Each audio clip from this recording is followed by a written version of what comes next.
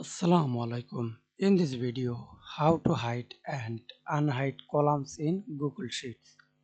Let's begin.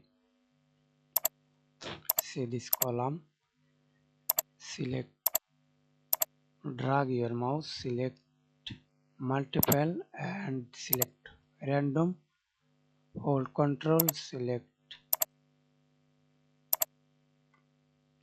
OK. Then example, select two column B and C.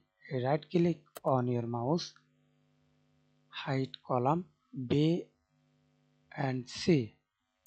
Click, and now we can see this hide column B and C and unhide column. See this icon, arrow icon, click arrow icon, then unhide columns.